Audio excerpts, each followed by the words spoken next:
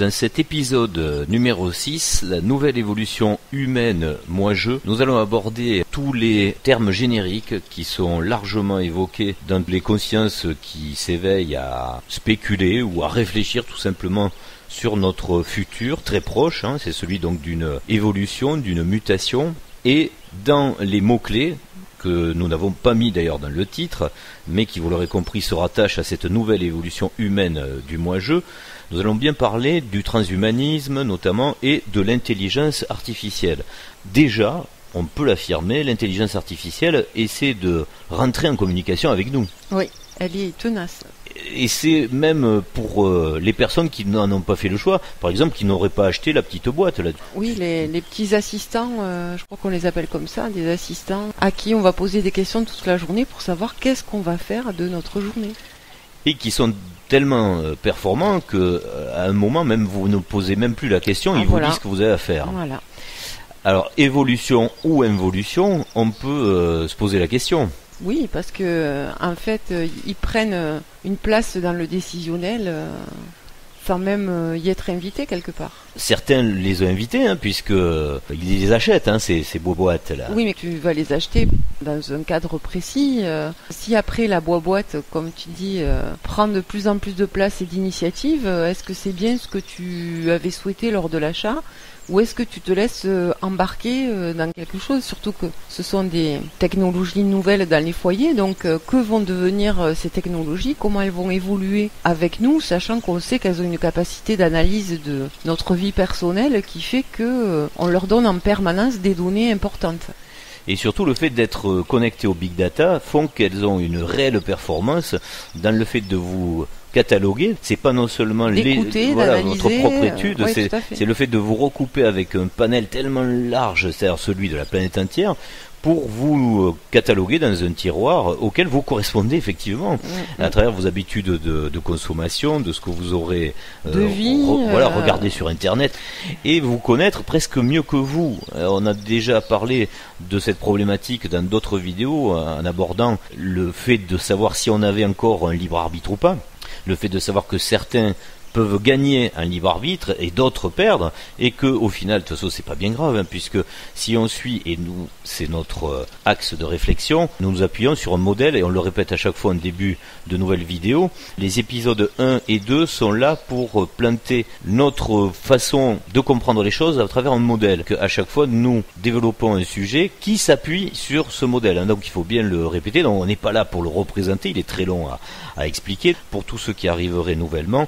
Et on avait parlé justement de cette problématique du libre arbitre qui, à un moment quand l'intelligence artificielle remplace la connexion que vous avez avec votre soi-je, votre moi-je donc prend une autre direction. Oui, horizontale. C'est une direction horizontale. Mais moi j'aurais pas mis le presque. Très fatigué. J'aurais pas mis le presque. Est-ce qu'il nous connaîtra mieux que nous, puisque l'assistant il est dégagé de nos émotions personnelles et il a du recul. Et c'est un peu ce qui nous fait défaut, c'est-à-dire ce qu'on cherche toujours pour être dans un discernement plus clair, c'est cette prise de recul et le fait de dégager les émotions qui voilent un petit peu les faits. Donc, l'assistant, lui, il est formaté comme ça, donc forcément sa vision de nous, elle va être plus objective, plus factuelle, et en plus il a une capacité d'analyse et de conservation des données qu'on n'a pas dans notre quotidien. Donc je pense que oui, il va rapidement mieux nous connaître que nous-mêmes. Alors ceux qui ne comprendraient pas quels sont en concret les effets que ça va prendre, on peut donner quelques exemples très rapidement sans rentrer dans le fond du sujet. Il va vous suggérer par exemple tous les soirs un film à voir, et là au début peut-être vous allez avoir le réflexe de vérifier s'il y en a d'autres qui vous plaisent plus, et puis finalement vous allez vous apercevoir très rapidement qu'il a toujours raison. Il va choisir votre film du soir, il va choisir vos vêtements le matin, il va vous assister précieusement puisqu'il va aussi rapidement prendre le dessus sur votre vie même intime. Par exemple, lorsque un nouveau couple voudra se former, il aura automatiquement l'habitude d'aller par exemple sur un site qui sera très pertinent sur le choix de la compagne. Oui, tout à fait. Ça existe déjà, ces applications. Un petit peu, j'osais pas le dire. De compatibilité. Ah non, mais c'est pas un petit peu, c'est beaucoup. Ça existe, ouais. Et ça s'adresse aux plus jeunes d'ailleurs. À combien de pourcents tu es compatible avec l'autre personne? Donc, sachant après le modèle qu'on a exposé et de la reliance et surtout de la causalité de cette matrice qui est créée par l'entité complète, la conscience complète de chaque personne, je précise bien, qui est le soi-je, et des soi-je, donc on en a tous un, on fait pas partie nous tous d'un même soi. Ça, on a déjà parlé, c'est l'effet New Age de quelque chose qui vous perd dans une espèce de voie de garage pseudo-spirituelle qui permet au final de rester dans la matrice. Mais c'est pas un problème pour ceux qui prennent cette voie, puisque ça veut dire qu'ils ne veulent pas rejoindre en conscience leur propre soi-je, leur individualité caractérisée. Ça veut dire que l'aventure va continuer dans ce qui pourrait peut-être arriver dans le monde de demain, culturellement parlant, au niveau du spirituel, c'est-à-dire une nouvelle religion qui sera universelle. Donc c'est un délire qui continue, il n'y a pas de souci avec ça. Mais pour notre part, on veut bien mettre l'éclairage sur le fait que pour sortir de cette matrice qui ne reste, on ne le dira jamais assez, que dualité et entropie, la fameuse équation physique qui fait qu'on est ici dans le relatif et qu'on n'est pas du tout dans l'absolu. On le répète aussi, l'absolu, pour ceux qui le veulent, on a les preuves, puisque la métaphysique a déjà parlé, pour certains évidemment, et qui ont la foi de cette chose-là, et pour ceux qui ne l'auraient pas, évidemment, ils sont en quête de le faire. Et c'est ça la connexion avec son soi-je. Il faut être précis et clair sur ces choses-là, et nous aurons l'occasion d'ailleurs de le développer dans l'épisode prochain. L'épisode 7 traitera des synchronicités, et là on peut s'apercevoir qu'il existe beaucoup de courants très différents, et nous essaierons de faire le clair, mais là par rapport à notre propre expérience. Chacun, là aussi, c'est pas pour dénigrer tous les courants qui existent, ce sera pour affirmer en tous les cas le nôtre, qui en est un différent. Chacun choisit dans tout ce menu qui vous est proposé.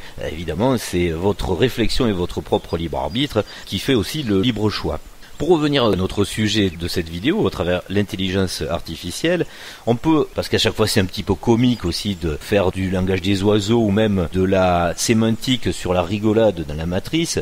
Tu parlais tout à l'heure de cette intelligence qui vient de nous parler, donc même si on n'a pas la boîte, tu as remarqué, Windows, dans sa nouvelle version, t'oblige à parler avec lui. Il est tenace, il te pose des questions, il change de questions s'il voit que t'es pas intéressé. On précise à l'ouverture. À l'ouverture, Windows, voilà, Windows 10. Et on se dit, bon, au bout d'un moment, il va voir que je me prends pas au jeu, entre guillemets. Mais non, il est tout le temps là, et oui, effectivement, on peut se douter que demain, peut-être que pour l'utiliser, il faudra lui parler un petit peu, ouais. Donc vous comprenez bien que toutes ces habitudes qu'on arrive à vous imposer petit à petit sont vraiment faites pour humaniser une machine qui n'est pas humaine, donc qui n'a pas une conscience. Mais ça vient par le jeu, hein. Alors soit pour nous soulager d'une certaine contrainte, et pour moi ça touche deux choses. On l'a dit, le libre arbitre, puisque à un moment donné, on n'est plus dans un décisionnel propre, mais on s'appuie, voire même on délègue un certain périmètre de décision à une machine, mais aussi on lui confie ce qui peut être important dans une vie quand on y croit, c'est ce qu'on appelle le hasard. Ce fameux hasard dont on dit il n'existe pas, vient à vous ce dont vous avez besoin à un certain moment. Aujourd'hui par exemple, on a des applications, si vous êtes inscrit sur un site de rencontre, on va vous dire à moins de 3 km de chez vous ou de là où vous êtes, il y a quelqu'un qui est aussi inscrit. Mmh. Donc on peut se projeter en ayant un nombre important de foyers qui feraient ce choix de l'assistant personnel, dans le fait que cet assistant, il va vous proposer des amis compatibles, des gens qui ont des intérêts communs, des chiens par exemple. Alors voilà, c'est ceux qui aiment les animaux. Donc le hasard va être commandité par cette intelligence-là. À la fois on abandonne du libre arbitre et à la fois on se laisse construire un hasard qui va forcément bénéficier à quelqu'un d'autre que soi. Alors c'est là que ça va être un petit peu difficile de rentrer dans le vif du sujet, mais là il faut vraiment avoir le détachement dans tout ce que nous allons dire qui pourrait choquer. Il faut avoir le détachement du modèle que nous avons présenté, de l'interaction et de la causalité d'un monde absolu, du soi-je, qui vient créer des matrices avec des moi-je, puisqu'il y a une raison à ça.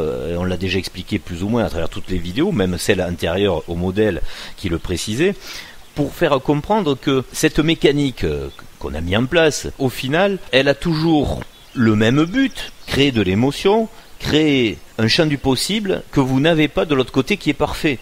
Donc quelque part, vous aurez bien compris que même si on est dans un cycle où à chaque fois s'enchaînent des périodes difficiles et des périodes plus paradisiaques, on dira, le but est toujours d'engendrer ces émotions. À travers cette intelligence artificielle, comme tu semblerais le dire, on va un petit peu, pour un temps en tous les cas, lisser les émotions qui seraient de l'ordre de la mauvaise surprise, puisque là, tout deviendra assez harmonieux et uniforme à travers ce choix de décision qui ne nous appartient plus. C'est un peu le bonheur artificiel, c'est-à-dire qu'à un moment donné, on va entourer notre vie de quelque chose qui est construit de façon à nous rendre la vie plus facile, plus harmonieuse, moins douloureuse, enfin voilà. Et ce qui est rigolo, c'est que quelque part avec du recul, on fait exactement la même chose ici à notre niveau que ce qu'on fait là-haut, mais avec quelque chose de différent, que c'est la cybernétique, la technologie, qui pour ici en fait est une réelle magie quelque part. D'ailleurs, la majorité des personnes qui utilisent des appareils ne savent même pas comment ça fonctionne. Si un jour tout s'arrête au niveau énergétique, il n'y a plus d'électricité ou quoi que ce soit, on peut projeter facilement la situation, plus personne ne saura faire marcher quoi que ce soit, on ne pourra plus rien construire. Au bout de quelques années, ou même quelques générations, on dira mais c'était magique leur truc. Ils savaient faire un truc qu'on ne sait pas faire, c'est de la magie. Donc il faut bien ramener les choses par rapport à la matrice et à la conscience qu'on a d'utiliser la matière, et donc l'électricité, l'informatique, etc. Pour beaucoup de personnes, c'est déjà de la magie. Ils ne savent pas comment ça marche. C'est un peu comme à une certaine époque où on aurait pu utiliser des cristaux, des plantes, etc. et leur donner des vertus qu'elles ont, effectivement, puisque dans la matrice, on fait ce qu'on veut au niveau des règles physiques ou chimiques, évidemment. Là, ici, ça ressort de la même chose. À part qu'on va faire entrer encore plus ce logiciel artificiel, matériel et non pas organique. C'est de la matière inerte, il faut bien l'imaginer, mais sur ce pan de réflexion, on va le voir, il y aura une autre possibilité qui arrive aussi. Au passage, on peut le dire, cette cybernétique, on va l'imposer dans le logiciel, ne serait-ce que quand on voit à travers la géopolitique l'Arabie Saoudite, qui a donné une identité officielle à un cyborg. Là aussi, c'est une première historique. Tout à fait. Le projet Neom, c'est utilisé pour faire peur et pouvoir vous entraîner vers un autre courant spirituel, une fois de plus. Donc tout ça, c'est quand même très compliqué, parce que c'est pour ça que on préfère pas rentrer en conflit, on va dire, d'opinion avec des courants différents. C'est que c'est plus simple de donner à comprendre une mécanique logique de tout ça, et ensuite chacun choisit et se situe dans son projet. C'est bien ça qu'on essaie de faire, et ne pas prendre chaque courant en le confrontant à une logique qui pourrait le démonter, parce que d'une part, on n'a pas le droit de le faire. Quelque part, on se dit que chacun a le droit à ses délires. Il n'y a pas de souci, on est tous là pour ça de toute façon. Donc si vous avez bien compris l'affaire des soi-jeux et des moi-jeux, chacun doit poursuivre absolument son projet dans cet univers moi-jeu, ou ceux qui ont décidé d'en sortir pour rejoindre le soi-jeu, et évidemment n'auront pas cette option que nous venons de décrire, c'est-à-dire soit le monde de la cybernétique, soit le monde du spirituel un peu biaisé qui vous entraîne dans des trucs qui sont pas forcément mieux d'ailleurs que la cybernétique. Entre parenthèses, oui, j'ai oublié de revenir sur l'aspect rigolo, toujours un petit peu dans la sémantique qu'on évoque dans la matrice, puisqu'on parle de Windows 10, je ne peux pas m'empêcher de me dire que c'est pas un hasard, que Windows, donc qui est une fenêtre, représente bel et bien une fenêtre de vue du monde que vous allez pouvoir admirer à travers votre écran. Et quand ça a été créé, il fallait être sacrément visionnaire quelque part pour appeler ça Windows. Oui. Et que le gars qui l'a créé s'appelle Porte, Bill Gates, ça paraît pas bizarre? Oui. En gros, ça veut dire que vous n'aurez pas le choix, parce que le gars, si vous lui ouvrez pas la porte, il va rentrer par la fenêtre. Tout à fait. Donc c'est un peu ce qui se passe. À un moment, faire de la résistance physique ne servira à rien. Le projet transhumain, etc., on peut le dénoncer à travers une position philosophique, une réflexion et surtout donc la compréhension de la métaphysique, mais prendre des armes pour essayer de lutter contre, à un moment vous comprenez bien que quelque part quand quelque chose veut s'imposer du côté et qui est validé du côté du soi-jeu, ça va se faire dans le moi-jeu. Ça sert à rien de verser du sang pour rien quand c'est pas le moment, on va dire. En plus, c'est pas la bonne façon de faire. L'intelligence humaine et surtout l'amour et le cœur sont là plutôt pour donner une autre voie. Ça veut pas dire qu'il faut pas s'opposer quand quelque chose vient vous agresser. Ah oui, oui, ça n'empêche pas les choix personnels de vie non plus. Hein. Voilà. S'il n'y avait pas ce choix, aujourd'hui, on n'essayerait pas de nous convaincre du caractère attractif de la chose, à travers la maladie, les prothèses, l'éternité, entre guillemets. Il y a des enjeux pour certains et il y a des choix pour tout le monde. Oui, puisque des remplacements d'espèces humanoïdes, on peut les constater aussi sur cette planète. À un moment, on est passé de l'homme de Cro-Magnon à l'homme qu'on appelle aujourd'hui moderne. Voilà. Bon, et là, quand vous imaginez tout ce qui peut se passer, que ce soit au niveau de votre environnement chimique, les perturbateurs endocriniens, les vaccins, l'alimentation industrielle qui trimbale tout ça, l'eau, etc. Le médicament. Voilà, l'abrutissement à travers aussi votre environnement intellectuel, des écrans, etc. Vous comprenez bien que à un moment, ceux qui pourraient imaginer une invasion d'une espèce extraterrestre, donc exogène, peuvent ne pas remarquer que peut-être c'est déjà en train d'arriver, mais vous n'avez pas vu un seul vaisseau spatial. Et que il peut y avoir, à travers à peine juste une génération, ou allez voir deux, un remplacement de l'espèce. C'est une hypothèse. De par l'intérieur. Et vous n'aurez pas vu ce changement, tout comme à l'époque le Cro-Magnon qui a disparu. Un petit virus suffisait. Par exemple, quelque chose sur lequel la nouvelle espèce résiste et l'ancienne espèce disparaît. Et alors ça, vous pouvez vous dire, et c'est là que on va bien mettre des bémols et qu'on vous demande de vous dégager de toute émotion néfaste, on pourrait trouver ça dégueulasse. Tu vas dire, mais c'est injuste le truc. Mais vous êtes bien le fruit de quelque chose qui a éliminé quelque chose avant. Et si le modèle que nous proposons est vrai, il est peut-être pas vrai, mais si on le suit dans cette logique, à chaque saut évolutif disparaît un véhicule, donc un type de corps, mais qui est remplacé par un autre qui est mieux. Après, c'est vrai qu'on peut avoir des espèces d'attachements égotiques à dire qu'on est soi-même le mieux, mais est-ce que c'est pas de l'ego? Après, est-ce qu'on peut discuter de la façon du remplacement? Ça reste un attachement au corps physique et à la matière, de toute façon. Voilà. Alors après, là où les résistants ont raison, et c'est un côté intuitif, on va dire côté amour et côté cœur, c'est que si ça se fait sans le renseignement, on va dire l'insu des personnes qui vont continuer à jouer dans ce jeu, ça pourrait paraître absolument dégueulasse ici, pour les moi-jeux. Mais si vous tenez compte que c'est votre soi-jeu qui est en train de le décider pour vous, et qu'on est en train d'évoluer dans ce jeu, vous allez revenir. Il n'y a que ceux qui ne croiraient pas à la réincarnation, en fait, que ça va déranger. Oui, tout à fait. Voilà, c'est ça qu'on veut peut-être préciser.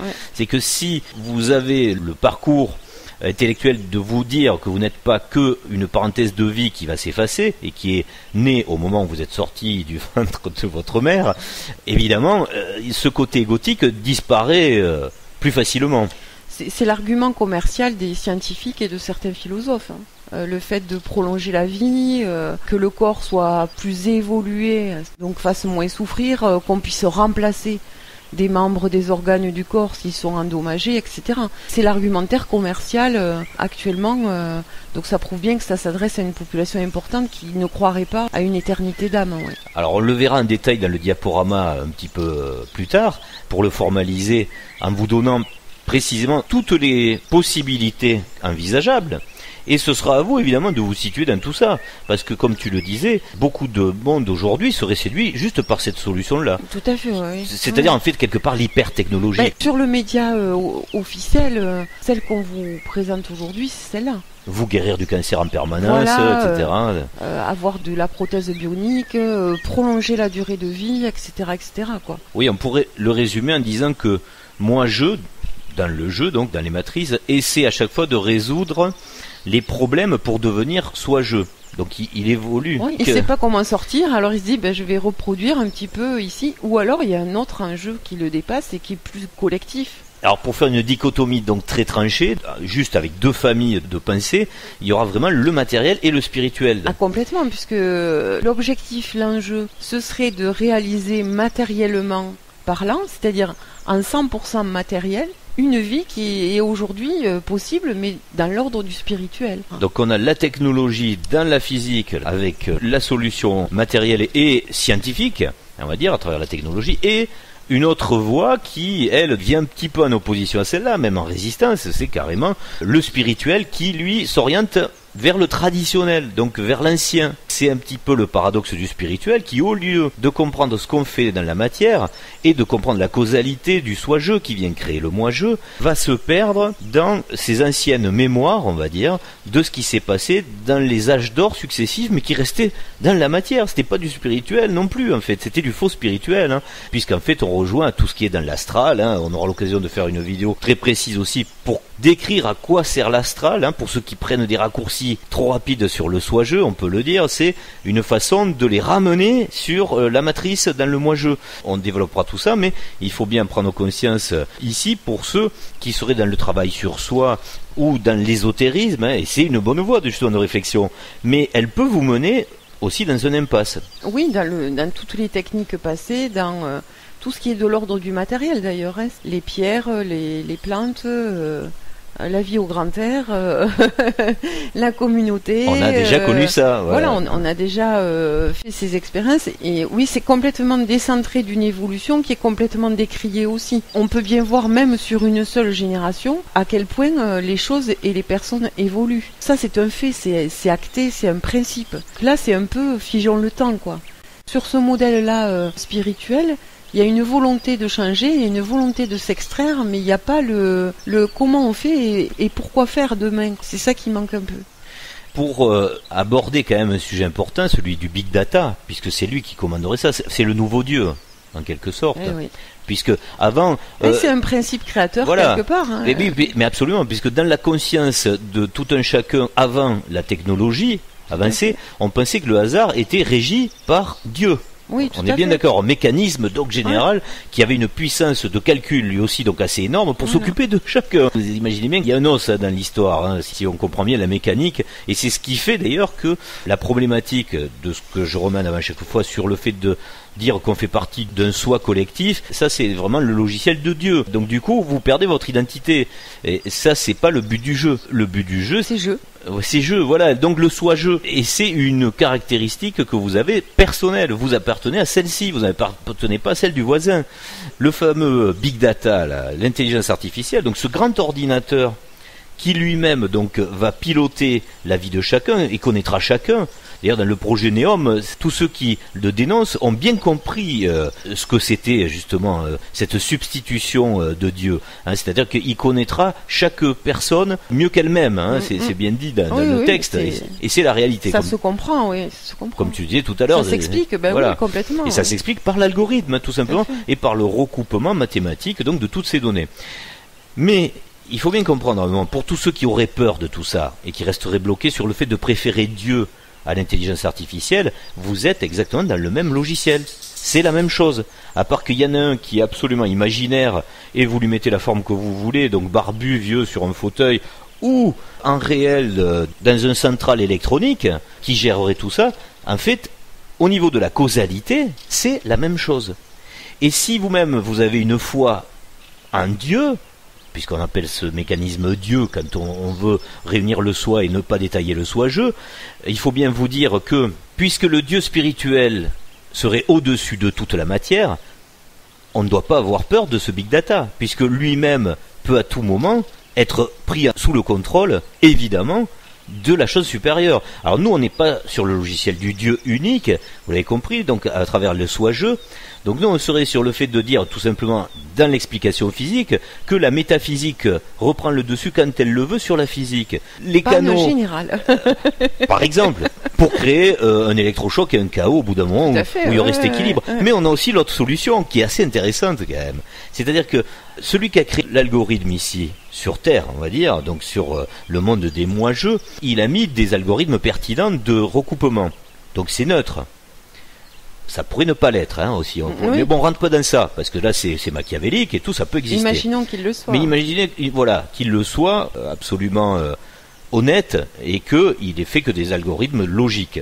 Il faut bien se dire que, comme cet appareil électronique fonctionne, donc évidemment avec de la matière et de l'énergie, à tout moment, il peut être pris en contrôle par la métaphysique du soi-je, qui elle peut diriger les électrons et l'information donc vers où elle veut. Donc ça veut dire qu'elle peut même dévarier le logiciel qui était mis en place au départ, et on retombe sur de l'algorithme. Voilà, et on retombe sur de la logique qu'on appelle ici hasardeuse, Oui. qui n'est pas un hasard. Voilà. Donc vous comprenez toutes les complexités qu'on ne peut pas aborder là, mais on est là juste pour donner les pistes de réflexion mécanique. Mais si on comprend la causalité de tout ça, on peut se dire que, comme tu l'évoquais tout à l'heure, on peut avoir beaucoup de scénarios qui peuvent arriver avec ça. Mais en tout état de cause, ce qu'il faut surtout éviter, c'est de paniquer. Si vous savez que vous avez un soi-jeu, c'est pas un souci. Vous êtes là dans l'aventure pour choisir un moment qu'est-ce que vous voulez faire. Donc choisissez, c'est tout. Et pour faire court à toute cette montagne de problématiques, on pourrait donc résumer la solution en disant que le plus simple, c'est de ne dépendre que de soi-jeu. Il reste le seul protecteur. C'est-à-dire dans votre conscience, si vous êtes dans les problématiques que nous venons d'exposer, donc de vous dire est-ce que je vais être pris dans le scénario de ça, de ça, de ça, de ça, de telle horreur, telle horreur, telle horreur, vous comprenez bien que la seule solution, si vous voulez vous dégager donc de la matrice, pour faire simple, c'est de vous connecter avec votre soi-jeu. C'est bien pour ça d'ailleurs que toutes ces contraintes sont actuellement en place, c'est une gare de triage des scénarios. Il peut y avoir 50 000 scénarios possibles. On avait beaucoup parlé il y a quelque temps, avant que les choses se précisent, par exemple, des eschatologies qui jusque-là étaient vérifiées, qui ont été pertinentes, mais qui sont en train de changer, vous le voyez. Donc ça veut dire que là, pour l'instant, nous nous écartons du plus gros égrégore qui était en place à travers les religions, qui était donc l'eschatologie avec Gog et Magog, et l'Armageddon qui devait avoir lieu au Moyen-Orient, avec toute cette géopolitique qui devait donc faire s'affronter dans un combat très sanglant les deux plus grosses parties opposées du monde. Et l'axe se trouvant là, donc l'axe vous aurez présenté votre nouveau Christ ou Antéchrist selon de quelle religion vous faites partie. Or là, on s'aperçoit que du côté de l'Est, il faut bien le dire, le jeu s'est arrêté puisque on a trouvé quelqu'un qui se dit moi je vais pas rentrer dans le jeu, je fais pas le scénario.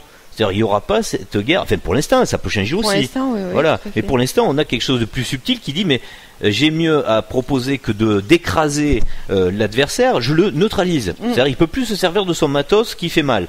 Donc on est sur quelque chose d'intéressant, c'est-à-dire que, après c'est une position très personnelle, nous on pense que pour enclencher un nouveau logiciel dans le cycle, une nouvelle ère, et là puisque c'est une ère normalement qu'on appelle l'âge d'or, quelque chose qui doit se calmer, qui doit être un peu plus heureux à vivre, c'est comme la Révolution française, on peut pas bâtir quelque chose de pérenne et de confiance basé sur l'amour quand on a dézingué son adversaire, qu'on lui a coupé la tête ou qu'on l'a trucidé. Ça peut pas marcher. Il reste toujours des stigmates et vous le comprenez d'autant plus si vous avez en conscience le modèle soit je, moi je, où vous allez vous réincarner chaque fois dans quelque chose de différent. Vous avez toujours cette mémoire et par l'épigénétique même, par votre famille, des mémoires qui sont polluées de violence. Donc enchaîner quelque chose d'heureux par un événement violent, c'est quand même pas le mieux indiqué. On est bien d'accord. Après un chaos, faire naître le paradis, c'est pas vraiment la bonne solution. Or là, le fait que nous ayons dans ce scénario qui évolue vers quelque chose de différent, non pas un Armageddon très sanglant et très barbare, d'arriver à quelque chose qui neutralise le scénario vers une possibilité donc différente, c'est quand même déjà plus positif. Après, comme tu dis, on sait pas ce qui va se passer. Ah oui, là c'est à suivre. Mais si on reste dans la logique que c'est un logiciel très démocratique qui choisit en fonction de l'état de conscience de l'humanité dans sa globalité, le centième singe, comme, voilà. On peut se dire qu'on est passé de ce logiciel monothéiste barbare qui devait finir par quelque chose de très moche à quelque chose d'autre. Alors qu'est-ce qu'il y a dans la tête des gens au niveau de l'égrégore international? Certains bossent peut-être un peu plus sur des solutions plus pacifiques, et ils ont un poids peut-être plus important. Ça veut dire que si on a tous en ce moment ce réflexe de grande réflexion sur la causalité de ce qui pourrait être le moi-je, je pense que quoi qu'il en soit, dans la transition de ce qui se passe dans cette matrice, on peut changer le scénario, on le voit, il change vers quelque chose de plus doux, de plus fluide, qui vous laisse le temps soit de prendre une option plus heureuse, donc si vous êtes moi-je dans la matrice, voire même d'avoir plus de temps de réflexion pour rejoindre votre soi-je si vous en avez vraiment assez de tourner en rond dans la matrice actuellement. Mais rassurez-vous, il n'y a jamais de fatalité, on le répète tout le temps, parce que tout ça on le joue depuis toujours. C'est pas la première fois que vous le vivez, vous l'avez vécu des milliers de fois et vous voudrez le revivre des milliers de fois. C'est notre but une fois qu'on a la conscience du soi-je. Il faut toujours créer un avatar qui donne les émotions dans des matrices à émotions. C'est un jeu perpétuel.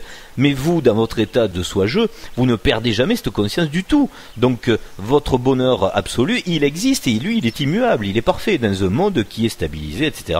Donc, on a beaucoup expliqué, on va dire, les différences, ne serait-ce que dans la physique, avec ce monde relatif, merci Albert, qui se trouve, qui est vraiment relatif, lui aussi, qui se trouve ici sur Terre. Alors, avant de passer au diaporama, pour concrétiser un petit peu toutes ces idées, pour mieux les fixer, il faut quand même garder en conscience le raisonnement, l'effort même de se détacher de ce corps que nous avons comme identité aujourd'hui, qui est notre véhicule de jeu, dont on a déjà donné le rôle, qui se restreint quelque part à l'avatar dans un scénario.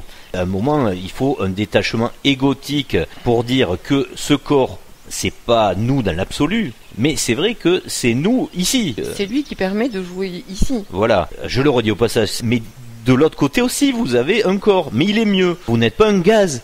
Vous n'êtes pas un œil qui se balade, sinon vous ressentirez rien. On le répète à chaque fois parce que ça c'est le truc des namastés. On veut chaque fois récupérer, je précise bien, le truc namasté, c'est dévarier aussi à travers des courants du bouddhisme. Mais si vous allez étudier l'hindouisme, si vous allez mettre le nez dans les Védas, même dans le courant bouddhisme d'origine, il n'y a pas ça.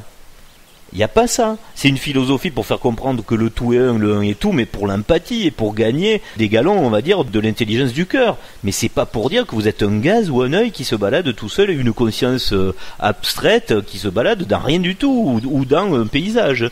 C'est une voie de garage pour la conscience de ce que vous êtes ici. Le moi-je, il est bien conscient, et ça, il a raison, et intuitivement il le sait, que c'est son corps qui lui transmet les informations. On ne va pas enlever ce qu'on a mis un temps certain à élaborer quand même au tout départ des choses. C'est-à-dire la cohérence et l'intelligence d'un corps qui est là pour vous transmettre non seulement des informations, mais des plaisirs, des données sensibles, des données de cœur, de l'amour, etc. Et évidemment qu'ici il n'est pas super abouti. Ça, on peut bien se l'accorder. Mais c'est ça qui est proposé là dans ce saut, c'est un saut évolutif. Mais tout à fait, il évolue aussi. Donc selon ce que vous allez choisir, on le verra dans le diaporama, vous allez changer de corps, mais dans l'absolu et dans le monde parfait du soi-je, il y a un corps. Mais lui aussi, il est parfait. D'ailleurs, il fait ce qu'il veut, donc c'est dire qu'il est parfait. Mais il y est. Sinon, il n'y a pas d'interface. C'est comme l'ordinateur, là. Si vous avez que le boîtier, mais il n'y a pas l'écran. Le résumé de l'image de la chose, ça sert à rien à avoir un ordinateur dans votre maison, là, sur votre bureau, si vous n'avez pas l'écran. Mais c'est la même chose. Si vous n'avez pas de corps, vous n'avez aucune intelligence du jeu. Donc le jeu n'a aucun intérêt. Donc explorez-le bien, c'est en conscience, réfléchissez-le bien. C'est dans un courant qui vous amène, on l'a déjà dit, vers autre chose. On l'a déjà précisé. Mais bon, c'est pas grave, au demeurant, chacun son délire. Mais le problème, c'est que c'est un courant égotiquement spirituel qui se met à une place tellement supérieure qu'il vous écrase quelque part de ne pas comprendre la chose. Intuitivement, toute personne qui est dans un chemin de questionnement, intuitivement, sait quand il y a quelque chose qui le dérange. Et ce courant se positionne en dessus, et sa seule réponse est de dire « c'est dommage que tu n'aies rien compris ». Voilà. Donc, ils vous rendent inaccessible un prétendu enseignement. Quand un prétendu enseignement est inaccessible, c'est que ça n'est pas un.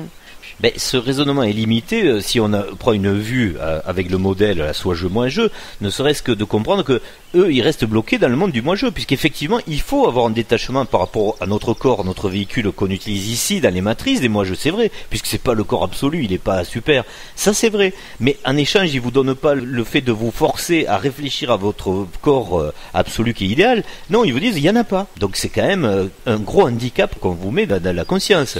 De toute façon, la chose, elle est visible parce qu'il y a vraiment un hiatus entre ce qui est prôné et ce qui est fait. C'est-à-dire ce qui est prôné, c'est du partage, de l'égalité, de la solidarité, et ce qui est fait, c'est de la supériorité et de l'ego spirituel. Donc à partir du moment où on identifie ces hiatus, il parle en vous ou il parle pas. Vous êtes heureux avec ça ou ça vous perturbe. Ce qui rejoint d'ailleurs, et là on enfonce le clou et on passe au diaporama juste après, le même raisonnement sur le fait donc de monter très haut dans l'ego spirituel et de ne jamais aborder l'amour qu'il y a dans le fait de trouver moi-jo, moi-ja, qui sont soit jo et soit ja. Cette histoire de l'amour qui devient un amour conditionnel où on aime tout, mais qu'on ne comprend pas le vrai amour qu'on a trouvé avec soi-même, qui est sa partie complémentaire. Donc dans le couple, pourquoi on a fait dans les jeux, puisque c'est le parfait du jeu, c'est-à-dire l'émotion masculin-féminin, c'est l'antagonisme résolu, c'est-à-dire donc les opposés qui sont indissociables. Les opposés qui ne peuvent se passer l'un de l'autre puisqu'ils sont dans l'amour. C'est ça l'amour. c'est pas aimer une chaise, ni tout le monde. Voilà, ou tout le monde, ou là, évidemment, ça sur un plan affectif ou émotionnel plus bas, oui. Ou égotique. Ça reste de la pensée empathique qui doit être du ressort de l'humain évolué, c'est sûr. Mais la grande émotion, celle de la fusion, celle de l'amour, le vrai, là, celui, d'ailleurs, il faut le dissocier de cette empathie générale, de ce qu'on appelle l'amour inconditionnel. On peut bien donc faire la différence avec l'amour transcendant. Celui qui vous met dans un état orgasmique, dans un état justement au-dessus de tout. Voilà, faites bien la différence. Tout ça, on a déjà abordé cette mécanique logique de la causalité du soi-jeu qui se divise en un principe masculin, féminin. Quelque part, on peut pas plus faire égotique justement de s'aimer soi-même. Et justement, il faut y arriver. Mais ici, on dirait qu'on le nie. Qu'il faut trouver sa partie. C'est ce que j'expliquais, c'est que par exemple un des supports privilégiés de ce type de courant, c'est le logos du yin et du yang. Faites-le leur expliquer. Bien sûr. Ça demeure un concept général, mais on vous expliquera jamais que s'il y a un yin, il y a un yang, et on n'a pas tous le même. Mais ils sont faits les deux pour se rencontrer, et pour se rencontrer à deux entités. Mais comme tu dis, ça ouvre aussi la possibilité du on s'aime tous, donc ça renvoie à des vies qui sont complètement différentes. C'est des choix différents, c'est des choix de communauté par exemple. Faut pas être dupe, constituer des enjeux pour ceux qui se positionnent en maître ou en gourou de ces courants-là. C'est un aspect qui est hyper important à prendre en conscience parce que, mais une fois de plus, chacun fait ce qu'il veut, il n'y a aucun souci avec ça, vous l'avez compris, c'est une liberté totale de toute façon dans chaque jeu, mais c'est pour nous l'occasion, avec le modèle que nous proposons, d'affirmer un autre courant, et il a le droit d'exister quand même, c'est celui d'affirmer que cet équilibre, cette harmonie et cette transcendance, vous pouvez l'obtenir en fusionnant avec votre féminin ou votre masculin. Attention, pas la partouze, une fois de plus, on le répète, on voit que c'est soit on coupe le bas, donc il se passe rien, soit des fois c'est carrément l'orgie. Ben non, il y a un truc au milieu de ça, c'est l'équilibre du couple. Enfin bon, on voit bien qu'il y a des descriptions, les transcriptions qu'on peut avoir dans les mythologies ou les textes anciens, il y a toujours un couple divin au départ, qui vit quelque chose et qui aboutit à quelque chose. Et toujours la même chose. Le message, il est très très clair. Et après, si on regarde les religions et les propositions de ces courants ésotériques, il faut regarder où est le couple là-dedans. Est-ce qu'il existe, comment il existe et pourquoi il est fait. On voit bien qu'il y a une rupture sur cette question du couple. Mais chacun, une fois de plus, fera ce qu'il voudra, puisqu'il n'y a aucun souci, on est tous là en permanence pour se créer des émotions, et le plaisir de ceux qui se sont perdus en s'éloignant, par exemple, de ce logiciel, si le modèle que nous proposons est le bon, mais auront sûrement un plaisir énorme quand ils vont se retrouver. Vous voyez, tout ça, c'est un jeu de choix que le soi-je fait sur, à chaque fois, le fait de s'enrichir sur la palette d'émotions qui est très variée, et qui va du très pourri au super excellent, donc à l'extase. Tout ça, c'est pas bien grave. Mais on se doit de donner encore plus le sens du couple, comme tu le dis, parce que malheureusement on le voit très peu ailleurs. Ça nous désole un peu de voir qu'il est absent. Et pour accrocher d'ailleurs avec le sujet de cette vidéo, on voit même que dans n'importe quel domaine, on a parlé donc de cette dichotomie côté spirituel, où on voit qu'on peut s'en écarter largement de cette idée du couple, et dans le domaine de l'hyper-matériel et de l'hyper-science, où là aussi on voit des projections de personnes qui commencent à se dire, tout comme dans les pays asiatiques par exemple, où le couple va être même avec un robot, et le robot en plus il va avoir une forme attrayante maintenant de plus en plus réaliste. Oui, complètement. Donc des personnes vont arriver à se persuader qu'ils peuvent atteindre l'orgasme transcendant avec une entité qui n'est même pas humaine. On imagine un peu ce que ça veut dire, quoi. Oui, mais en dessous de ça, ça veut dire qu'il y a une recherche du complément, et ça veut dire que c'est un besoin vital quelque part. Voilà. Mais là, elle est complètement déviante, puisque... Et comme j'ai pas confiance dans les rencontres que je peux faire, et comme j'ai une technologie qui va m'amener mon complément sur mesure, en plus, j'aurai pas à bosser sur moi, puisqu'il va être mon complément du moment. Alors le côté positif qu'on peut voir là dans cette évolution un peu crasseuse du moment, parce qu'on pourrait rester sur le fait de dire, mais vous vous rendez compte le manque d'humanité et d'amour qu'il y a dans le fait que quelqu'un fasse le pseudo-amour, la pseudo-relation sexuelle avec un robot, si joli soit-il, si réussi soit-il. C'est qu'évidemment il n'y a pas de retour, donc il n'y a pas l'échange. C'est comme une masturbation intellectuelle, améliorée. C'est là qu'on veut faire comprendre l'essence de l'amour, c'est bien le fait de trouver l'amour dans les yeux de l'autre qui vous aime, qui prend votre place, etc. Donc c'est la vraie fusion. Le robot, là, il fusionnera jamais avec vous, il va jamais se poser la question de ce qui va faire que vous voulez lui faire plaisir, et inversement. L'amour fusionnel ne peut pas exister en dehors de deux consciences. Justement, c'est peut-être là où on s'est perdu, et en oubliant l'importance de cette quête, parce que c'est une quête. C'est pour ça que c'est toujours très difficile de pouvoir, d'ailleurs on n'est pas là pour ça, donner la recette magique. Il n'y en a pas. Hein. Voilà, il n'y en a pas. Il faut comprendre la mécanique, tout simplement. Et si on comprend la causalité, puisque c'est qu'une histoire de causalité de pourquoi le monde de soi-jeu a créé le monde de moi-jeu, vous devez comprendre après votre propre parcours dans tout ça, il n'y a pas de souci. Et pour évoquer un autre courant qui doit être compris à travers cette quête de l'absolu esthétique et de l'amour qui en fait est absolument artificiel, où il n'y a rien en conscience dans le couple, c'est-à-dire si un jour vous avez un cyborg à côté de vous, une belle poupée gonflable pour ces messieurs, qui vous parle même, puisque ce sera pareil, on va améliorer tout ça, c'est pour vous pousser à réfléchir, d'accepter le transgénisme.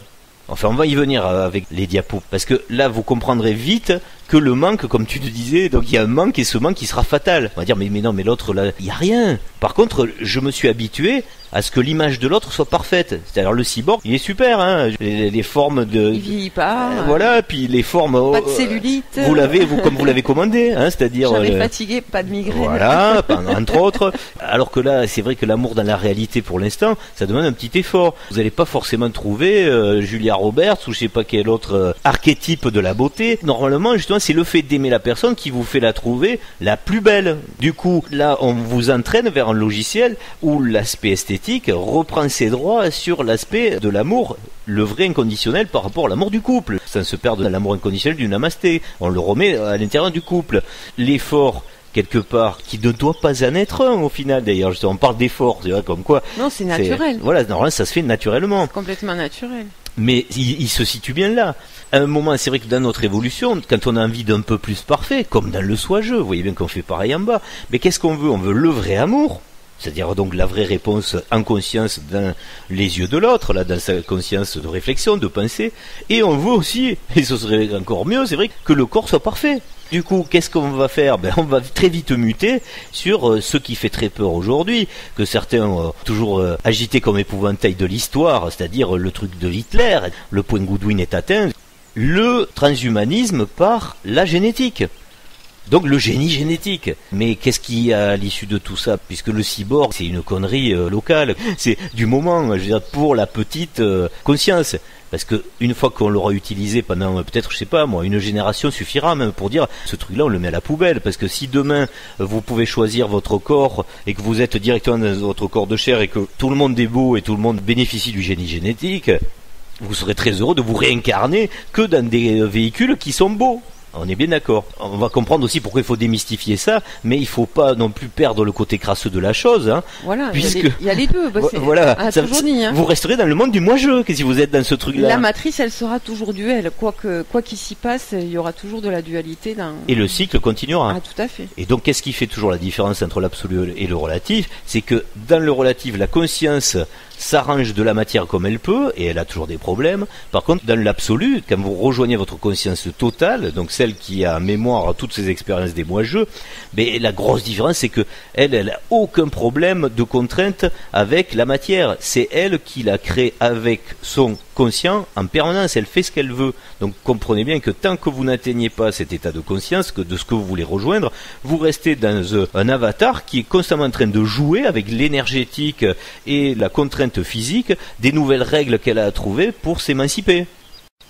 Allez, pour attaquer ce diaporama, on rappelle, et c'est quand même bien à chaque fois de formaliser avec des petits bonhommes, c'est que si vous voulez dissocier le monde du haut du monde du bas, alors qu'il n'y a pas de haut et de bas, deux fonctionnements différents, même dans la physique et dans la psychologie, un est limité, l'autre ne l'est pas, etc.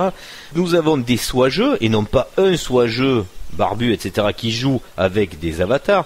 Chacun a le sien. Après, c'est vrai qu'il y a une question qu'on n'est pas là pour résoudre et qui nous intéresse pas beaucoup, en fait, puisqu'elle fait partie juste des différences de règles dans les matrices.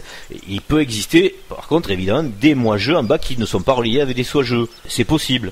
C'est possible. Voilà. Mais ça nous intéresse pas, puisque ce qui compte évidemment, c'est de pouvoir relier des consciences de moi-je à des décisions qui sont d'aller vers d'autres moi-je ou d'autres soi-je.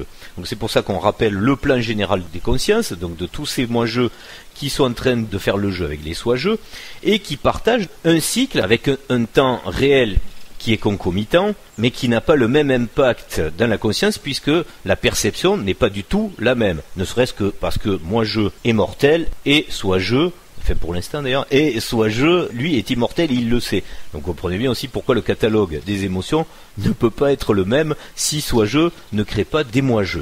Donc c'est important de comprendre que ce temps est simultané, sinon le modèle perdrait de sa pertinence en se disant par exemple que c'est un temps décalé où soit je est en train de dormir ou est mort, mettons par exemple, pendant que moi je vis une expérience. Non, oui.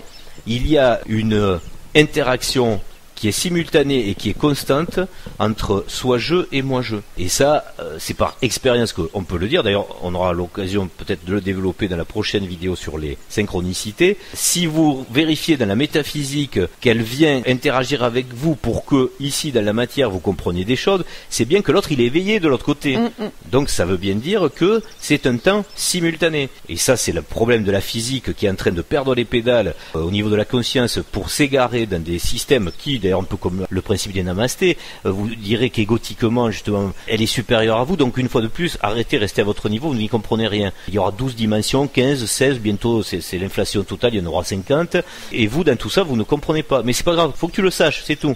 C'est comme l'histoire de l'ordinateur, on ne sait pas comment ça marche, mais ça marche, ne vous posez pas la question. Mais si, il faut se poser toutes les questions, et un système, il doit être compris par tout le monde, il doit être cohérent. Sinon, comme on dit, il y a un bug, là, il y a un cafard dans le truc, hein. Il faut descendre du piédestal tous ceux qui ont des titres qui sont en haut, qui font la morale de l'histoire. Revenez à la simplicité de votre réflexion basique d'être un être humain avec son libre arbitre, responsable et qui sait vers où il veut aller, quel est son projet. Vous n'allez pas faire le projet d'un mec qui veut faire des centrales nucléaires, par exemple. Ben là, c'est pareil, votre conscience, vous la faites grandir vous-même avec votre propre modèle, si vous voulez. Par exemple, celui qu'on vous présente, s'il vous va pas, creusez le vôtre. C'est ça qui est important, en fait, au final, c'est d'avancer par pertinence de votre propre conscience, de votre propre libre arbitre.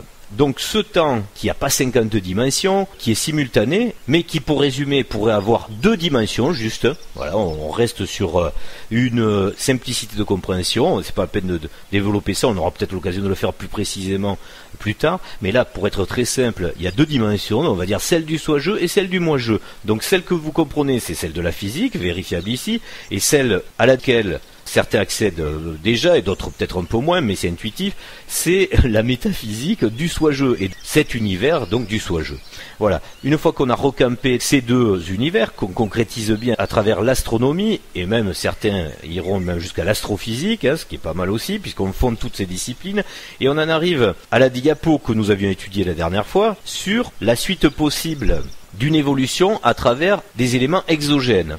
Donc on les rappelle, hein, cette fois aussi, puisque là on va développer la totalité des possibilités avec des éléments internes, la possibilité d'une évolution avec, on va le voir, une solution qui en fait est très égotique, puisque la dernière fois on avait vu que si vous preniez conscience, si l'égrégore de cette planète avait été très intense sur le fait d'attendre une solution extérieure, on aurait vu débarquer, et selon l'état d'esprit donc, soit de l'exogène extraterrestre dirigé vers le bien ou vers le mal. C'était les 2 courants, sans rentrer dans les détails, qui étaient possibles.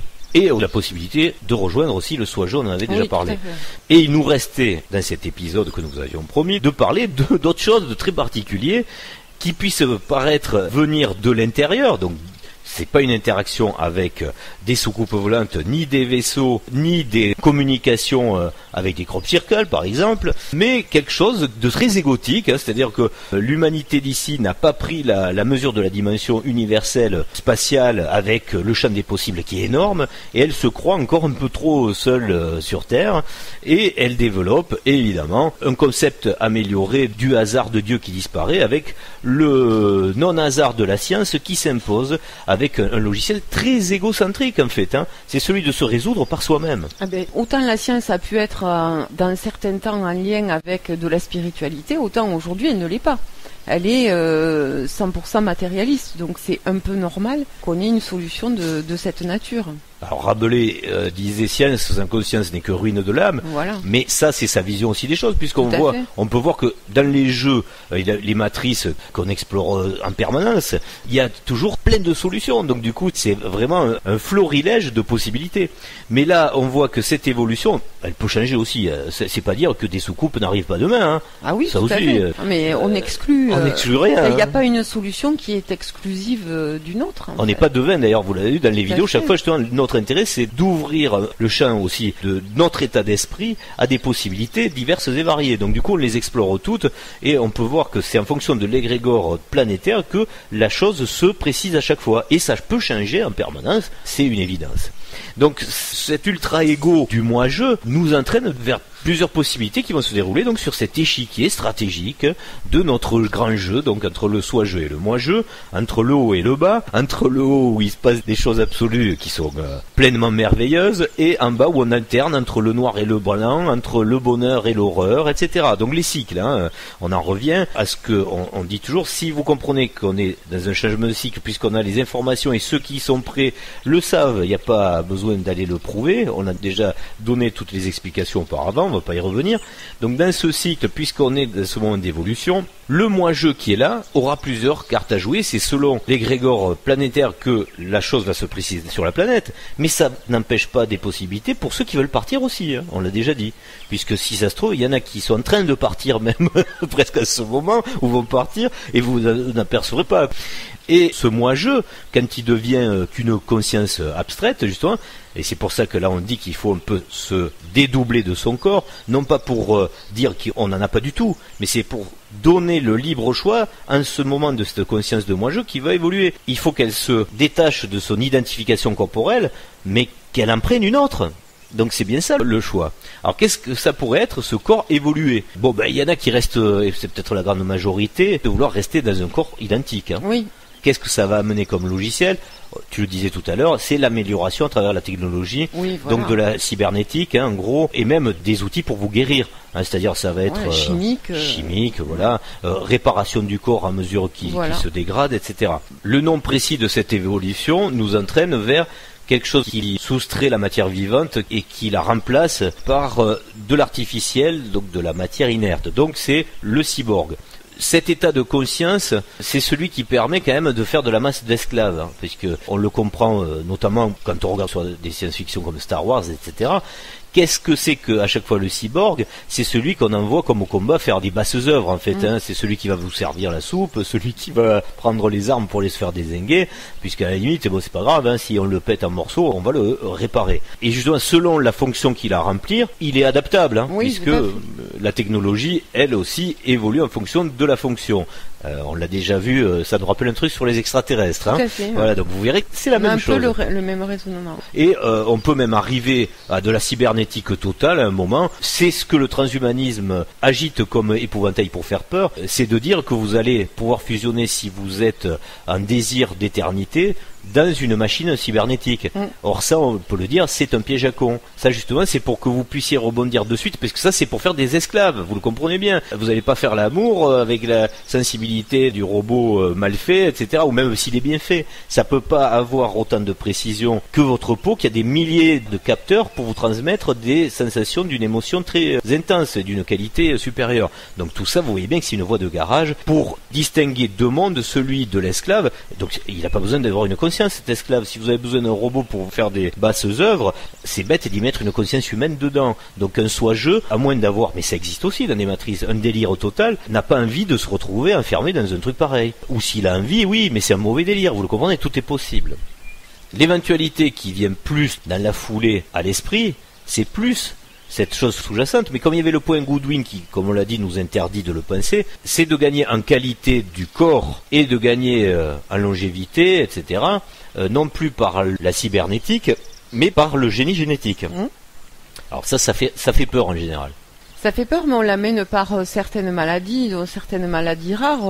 On voit quand même qu'on flirte avec le sujet au motif de résolution de ces maladies. On pense que la science, elle montre quand même qu'elle est très très avancée sur le sujet. C'est qu'elle a déjà la solution. Quelque part. Bah oui. Autre piste à explorer, et d'ailleurs, si on était honnête, posez-vous la question là, instantanément. Si on vous donnait le choix, là, aujourd'hui, on vous dit, la planète ne va plus être vivable ni habitable.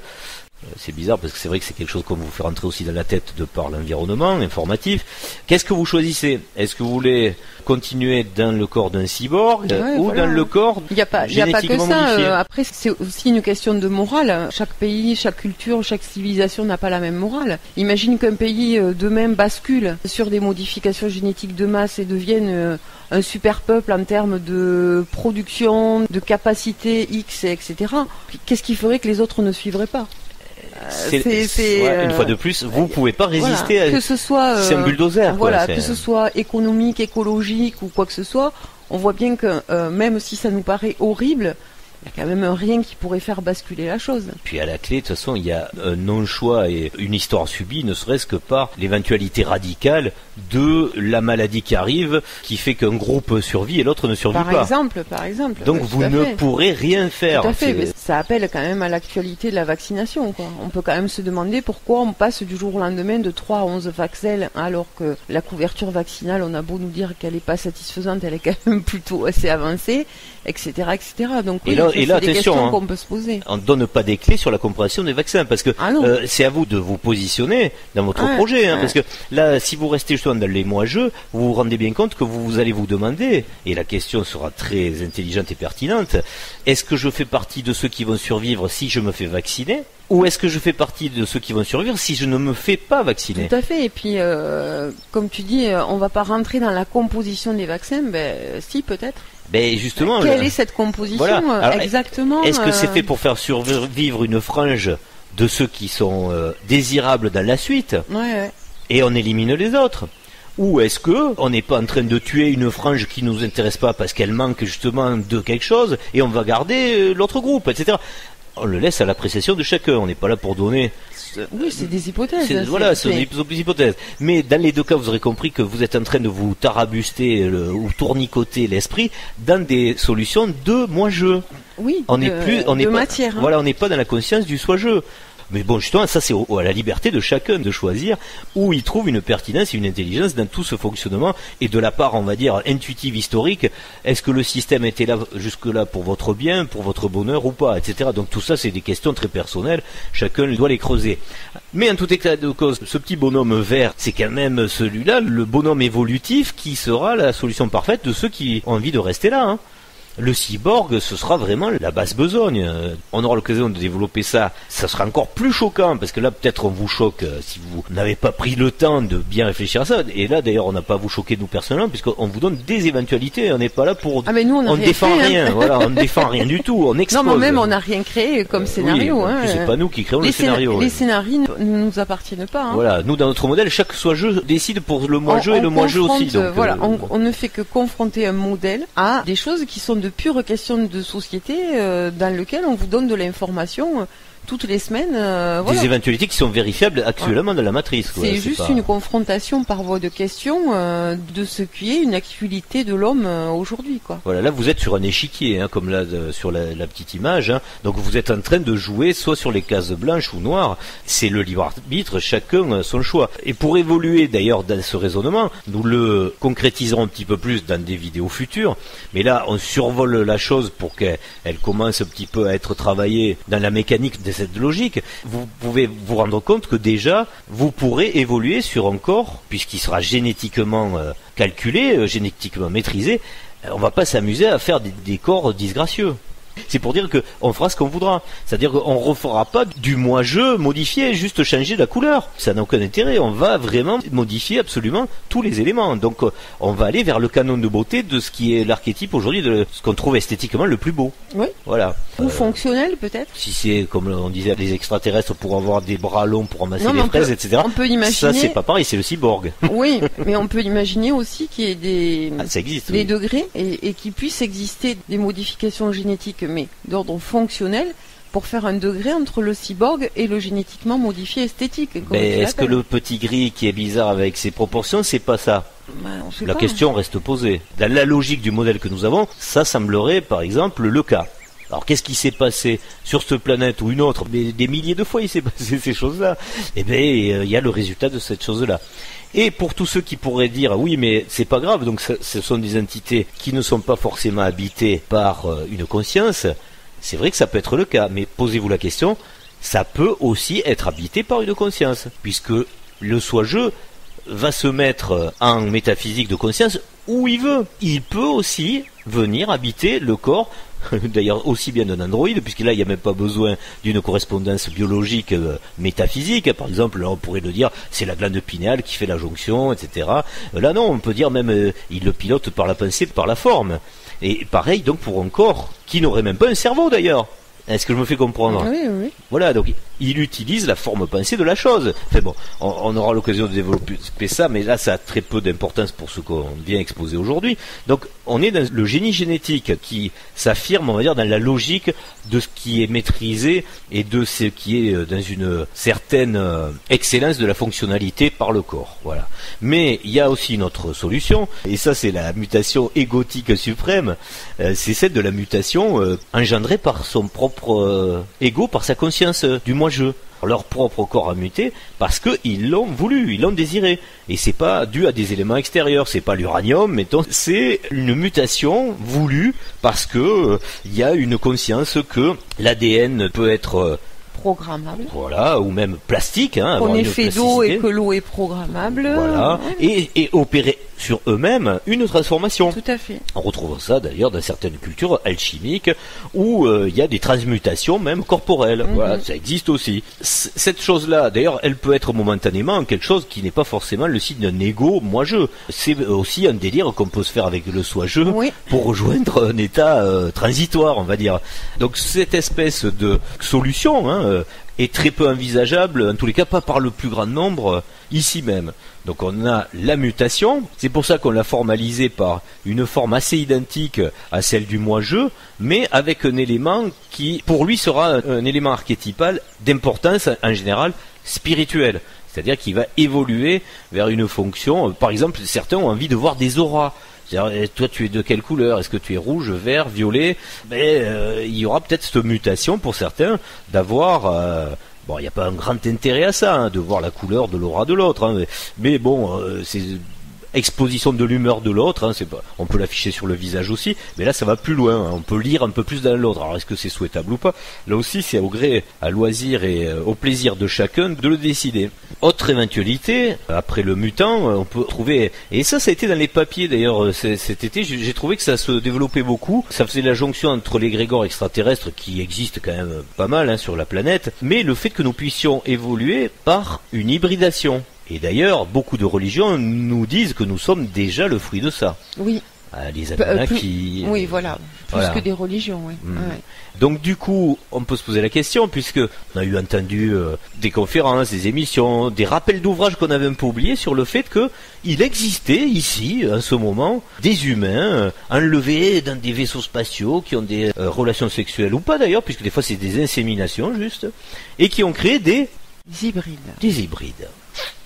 Les analyses sur des restes trouvés lors de fouilles sur des corps anciens, dont les résultats seraient là aussi empreints de marqueurs d'hybridation. D'hybridation. Ouais. Alors, c'est vrai que si on fait un petit peu de paléontologie, on peut s'apercevoir que, comme on l'a déjà dit, on va pas refaire le raisonnement, il y a des sauts évolutifs qui sortent de l'affaire de Darwin, c'est évident, mais si on regarde dans les écritures, souvent, c'est vrai qu'il s'agit plutôt que de mutation, d'hybridation. Donc d'hybridation, souvent avec les dieux, on dit, les dieux ont trouvé les femmes de la terre jolie, etc. Donc en gros, il y avait un singe avant, et puis il y a quelque chose de plus évolué qui est venu et qui a fait un demi-singe, qui est nous, quoi. Donc nous sommes le chaînon manquant, pour se servir de l'espèce, puisque c'est un mammifère, on l'a déjà dit, dans la conscience de soi. On aura l'occasion de bien développer ça sur l'unité corporelle. Pourquoi, à un moment, on a fait un corps avec des mamelles, etc. C'est pas que dans le délire de la matrice. Il n'y a pas qu'une affaire de forme et de fonction. Il y a quelque chose de plus. Et ça, on le verra beaucoup plus tard. Donc cet hybride-là, il peut faire peur, pour l'instant, pour nous. Parce qu'on ne sait pas avec quoi c'est hybridé. Quelle forme ça peut avoir. Et là, il peut exister beaucoup de formes différentes. Là, on l'a formalisé par quelque chose qu'on connaît déjà en conscience dans notre panthéon des espèces animales, qui sont aussi, quelque part, on peut le dire, de la création, de l'imaginaire absolu. Et pour tous ceux qui sont attachés à la Kabbale, à l'hermétisme, et qui savent que le cheval est important, nous, ici même, dans cette matrice, dans ce monde, on a mis les zèbres. Les zèbres sont là pour prouver que y a quand même un truc bizarre qui s'est passé. Dans la génétique, on le voit, hein, le cheval en général, il est soit avec des taches absolument disparates, hein, que ce soit un cheval blanc, ça existe, un cheval noir, ça existe, mais là on a ce truc bizarre qui sort un peu de nulle part. D'ailleurs, un gamin, quand il voit, est-ce que tu as déjà vu la réaction d'un enfant quand il voit un zèbre pour la première fois, il croit que ça n'existe pas en image. S'il le voit en vrai, il se dit, bon ok, ça existe, il assimile. Mais s'il le voit en image, il se dit, c'est de la science-fiction. Donc là aussi, une fois de plus, à travers, on l'a déjà développé à travers le panthéon de la compréhension à travers les animaux et l'Égypte, le zèbre fait partie de ce truc-là étrange à comprendre. Et là, quand même, t'as fait un zèbre avec un nez de cochon et des pattes de chèvre. C'est pour que personne soit choqué. On a mis de tout. Hein. C'est pour faire voir que c'est de la fiction absolue aussi. C'est une très grosse hybridation quand même. Oui. Les zèbres sont étranges. Ils ont une façon de vous interpeller. Hein, quelque part. Celui-là, en tout cas, oui. Voilà. D'ailleurs, on le dit, je ne sais pas si c'est une légende ou pas, mais les scientifiques nous avaient avancé dans la cause de la mutation donc qui s'est produite dans cette espèce, le fait qu'il arrive à effrayer les moustiques, et effrayer même en général les insectes. Est-ce que c'est vrai ou pas ? Ah, je sais pas. Je sais pas. Pour expliquer la mutation, c'est-à-dire qu'ils vivaient dans des endroits où il y avait souvent beaucoup de contraintes avec des moustiques, donc des insectes, et ces insectes posaient des problèmes, et pour plus être embêtés avec des insectes, eux, leur solution, c'était ça. Ils ont trouvé le truc C'était une mutation, c'était pas une hybridation. Voilà. Ah ben Darwin, si on écoute les scientifiques, c'est un lot de mutations successives, etc. Vous connaissez le darwinisme. Donc là, c'est l'explication physique, on va dire officielle, hein, entendu. Mais bon, nous sommes des grands imaginatifs, hein, avec notre soi-jeu, on s'interdit pas de penser que la Terre a connu des hybridations, comme ça lui est expliqué dans des textes. Et donc on se dit que, oui, on peut être hybridé à des moments par des espèces différentes. Là, par exemple, le zèbre, il aurait pu être sur muté, oui, s'inverser même. Hein. Du coup, faire des sectes de zèbres qui sont avec des couleurs différentes et choisir leur propre famille, etc. Donc tout ça. C'est dans le champ du possible, donc chacun se situe où il veut dans tout ça. Mais ce qui est important, voilà, c'est quand on a la totalité des possibilités dans l'évolution de ce qui peut nous attendre ici dans le scénario, de façon interne et pas exogène, qu'on croit évidemment, puisqu'à chaque fois vous imaginez bien que cette technologie utilisée, là, que ce soit pour le cyborg, que ce soit pour celui qui va être un organisme génétiquement modifié, un mutant ou un hybride, ça vient toujours du soi-jeu. Et c'est la question aussi qu'on voulait se poser un moment, on l'avait abordé la dernière fois, est-ce qu'un scientifique crée lui-même sa science ? Est-ce que son inspiration, son intuition ne vient pas du soi-jeu ? Donc du coup, on essaie de boucler la boucle sur cette grande question. Est-ce qu'on prend vraiment conscience qu'on est juste un avatar ou pas, quoi ? C'est ça. Hein.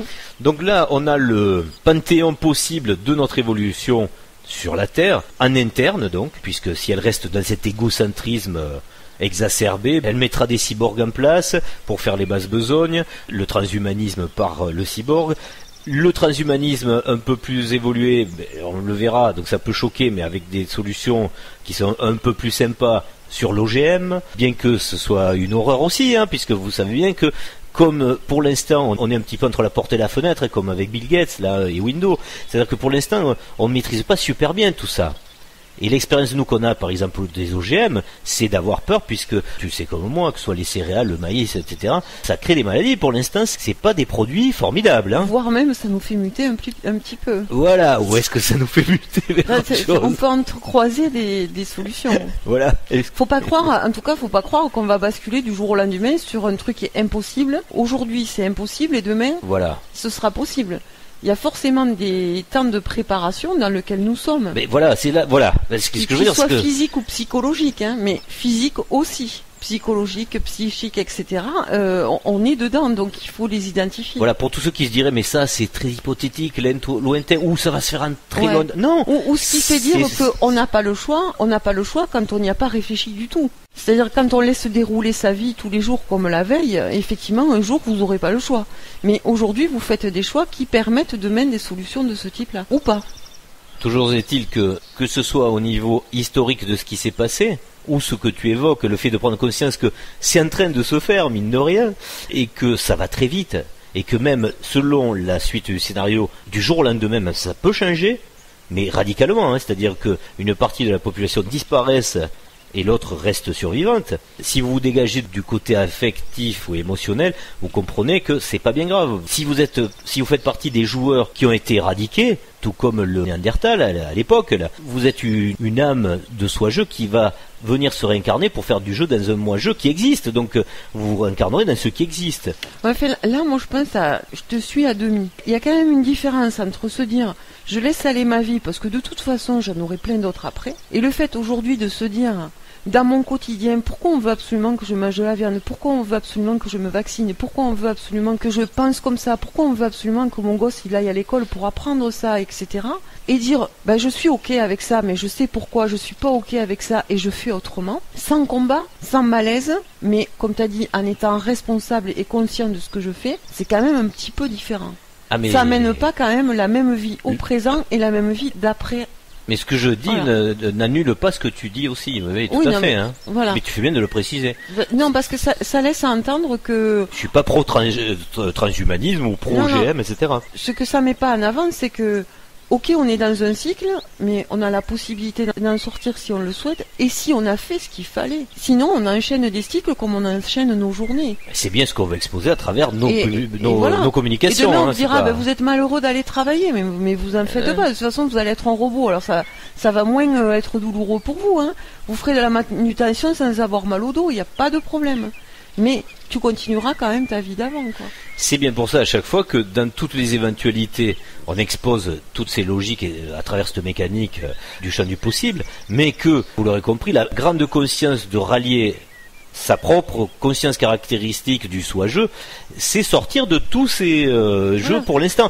Et c'est un cycle pour nous aussi là-haut, c'est-à-dire qu'à un moment, vous en avez marre de jouer, vous arrêtez la console. Donc, ceux qui n'ont pas envie d'arrêter la console continuent. Ceux qui ont envie de profiter de leurs potes là-haut et de leur amour, etc., le vrai, il faut qu'ils y reviennent. Donc, chacun se positionne à ce moment-là dans le jeu, dans ce carrefour des scénarios possibles. L'enjeu, c'est quand même que la conscience de moi-jeu, à un moment donné, elle a la possibilité de rejoindre la conscience de soi-jeu, ou pas. Ou pas, oui, tout à fait. C'est ça le but de notre jeu à nous, parce que nous, on est moi-jeu.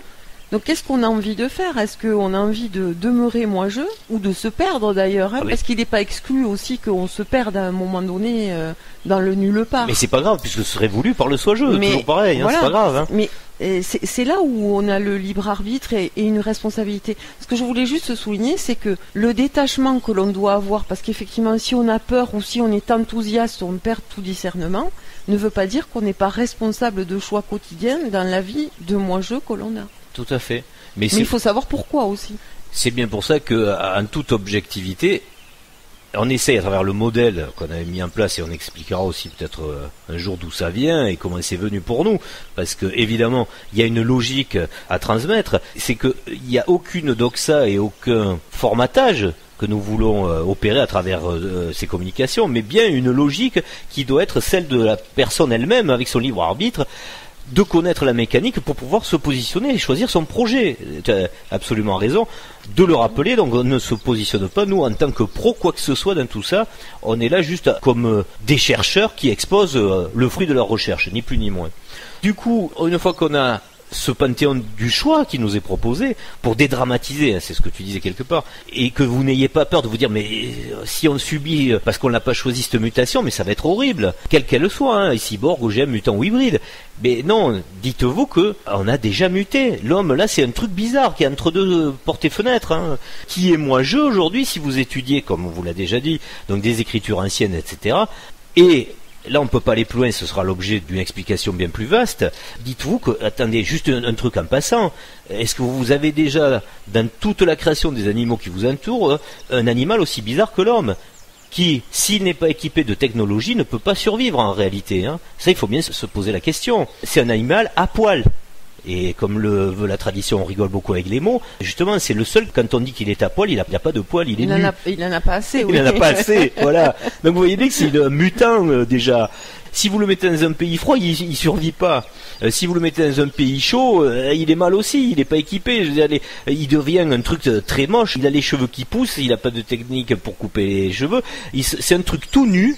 Donc à poil, donc sans poil, donc à poil, mais il a pour les hommes une grosse barbe à la fin et des cheveux longs et le reste est nu. Et les ongles. Et les ongles, etc. Non mais c'est quand même une bestiole étrange, il faut bien un moment s'en rendre compte. Après bon, si on aura l'occasion de le développer un peu plus, il faut l'avoir quand même en tête pour réfléchir à pourquoi il y a des évolutions qui sont différentes d'une logique de l'environnement, donc il faut se poser quand même tous les facteurs décisifs de ces évolutions. Posez-vous même la question sur ce qu'on est aujourd'hui, donc qui est moi-je, et par rapport aux écritures de ce qu'il y a eu avant, c'est vrai qu'on est le chaînon manquant. On n'est pas l'homme dans son esthétique absolument merveilleuse, mais on n'est pas non plus le singe. On est entre les deux. On nous a laissé des poils là où il fallait, parce que c'est vrai que tout ce qui est cheveux, c'est quand même esthétique. Dans l'absolu, c'est un truc qui est à conserver, parce que c'est beau. Pas vexer personne, hein. C'est sûr, mais notamment les femmes les enlèvent souvent, ça gêne hein, les poils aux jambes ou aux bras, etc. Et même les hommes maintenant, et ceux qui évoluent vers ça, parce qu'il y en a au contraire qui deviennent des Anunnaki en ce moment, hein. Ils font pousser la barbe, ils veulent s'affirmer hommes. Voilà, mais non, mais ancienne image, ouais, traditionnelle, on va dire, ceux qui veulent affirmer leur masculinité. Alors est-ce que bon là aussi on pourrait développer ça. C'est pas forcément conscient, mais voilà. Mais ça s'impose actuellement. Est-ce qu'une femme préfère être embrassée par un mec à barbe ou quelqu'un de bien rasé qui est plutôt doux, etc. Donc toutes ces questions elles doivent se poser dans notre anthropologie actuelle et dans ce qui se dessine aujourd'hui. Chacun est en train de se positionner sur son projet de demain. Alors ça ne veut pas dire que le mec qui a une grande barbe aujourd'hui ne va pas d'un coup aussi se projeter vers quelque chose de très différent des Anunnaki de l'époque. Hein. C'est pas ce qu'on veut dire. Hein. Donc tout ça est en ébullition, en effervescence de choix en ce moment. Hein. Donc il n'y a pas de catégorisation fixe à faire et de typologie. Hein. Donc c'est bien pour dire qu'on est tous là en ce moment en train de chercher les meilleures solutions. Tout le monde, même celui qui a une barbe, est en train de chercher sa solution, c'est évident. Bon, s'il bouffe en plus de la viande avec les doigts, qu'il a de la graisse ruisselante le long de sa barbe, c'est peut-être pas sûr que celui-là voudra se transformer en soigeux. Mais c'est pour donner les extrêmes de ce qu'on doit comprendre de ce qui est la grâce et de ce qui est la barbarie. Voilà, bon, c'est tout. Hein, mais à chaque fois, c'est bien ça qui va distinguer les deux mondes, et ça on le rappelle à chaque fois. Donc entre l'absolu et le relatif, donc entre le soi-je et le moi-je, un est dans l'équilibre, l'autre est dans l'entropie. Un est dans la métaphysique, l'autre dans la physique. Un est dans l'infini, l'autre dans le fini. Un est dans la métaconscience, puisqu'elle est intriquée. L'omniscience et la juste science. Donc il y a quand même une sacrée différence. Et évidemment, l'omnipotence et le potentiel limité. Donc ce qui fait quelque part l'éternité en conscience et d'un autre côté la conscience de la mort. Donc vous imaginez bien que ce sont deux logiciels absolument différents. Mais au final, ça, en concret, c'est pour quoi faire ? Mais pour résumer à une façon de vivre, c'est pour ça qu'on parle de la barbe ou pas, etc., c'est que d'un côté, il y a un art de vivre, un certain art de vivre, et de l'autre côté, il y a juste une stratégie de survie. À un moment, pourquoi quelqu'un mettrait une barbe maintenant alors qu'on a des rasoirs, etc. Mais c'est parce qu'il se sent peut-être déstabilisé, parce qu'il y a du féminisme qui revient en force, donc il faut qu'il se démarque. Donc tout ça, c'est toujours des marqueurs de déstabilisation psychologique. Et qu'est-ce qu'on fait en ce moment? Comme tu l'as dit, on est en pleine mutation. Il y en a qui mutent parce qu'il y a des vaccins, parce qu'ils bouffent des trucs bizarres. Il y en a qui mutent parce qu'il y a peut-être des substances dans l'air, etc. Mais il y en a qui mutent aussi dans leur tête parce qu'ils sentent qu'ils sont déstabilisés aussi dans l'ordre établi, ne serait-ce que du féminin et du masculin. Donc tout ça, c'est un chaos en ce moment total. Celui qui l'a pas vu, il faut qu'il se réveille. Oui, tout comme il y en a qui mutent aussi parce qu'ils travaillent sur eux, et etc. Hein, absolument, c'est un choix personnel. Alors, quelquefois, il est subi et quelquefois, il est réfléchi, il est conscient, il est choisi. Donc, à vous de choisir si vous préférez le subir ou pas. C'est absolument le libre arbitre de chacun. Et on est juste là, donc, pour observer et pour donner toutes ces éventualités. Alors, pour finir, on va donner le récapitulatif de tous ces choix évolutifs. On va pas répéter sur ce qui se passe dans l'étage inférieur, là. Toutes ces solutions très égotiques. La solution donc qui reste dans l'universalité mais juste terrestre, hein, donc le moi-je mutant, évoluant ou hybridant à sa façon, mais qui en fait le subit aussi, hein, ça vient d'ailleurs. La solution d'une évolution en rencontrant un autre monde de moi-je qui peut venir momentanément parce qu'on ouvre les Stargate, là, les soi-je décident, on l'a déjà expliqué l'autre fois, pourquoi à des moments il y a des voyages possibles, d'autres moments ils le sont pas du tout. Du coup, on peut faire de bonnes rencontres ou de mauvaises rencontres, et vous aurez bien compris que c'est selon l'égrégore terrestre en place. Donc, ayez plutôt des bonnes pensées parce que sinon, si on s'ouvre vers un égrégore extraterrestre, exogène, de nature à venir nous rendre visite, il vaut mieux qu'il soit adapté à ce qu'on est ici aujourd'hui, en ce moment, c'est-à-dire quelque chose de bien. Est-ce que tout le monde pense qu'il est du côté du bien Ça, j'en suis pas sûr. Hein. Il y a encore beaucoup de dualité et de gens qui se disputent des babales. Hein. Mais bon, c'est pas bien grave. Hein. De toute façon, chacun ira dans la suite de sa propre conscience en tant que moi-je. Il peut rebondir d'un logiciel à l'autre. Est-ce qu'on peut le faire comprendre ça, qu'il y a des scénarios qui peuvent s'extraire du scénario qui va continuer ici? Tout à fait. Voilà, oui. bon, ce serait long à expliquer, mais vous-même continuez le raisonnement.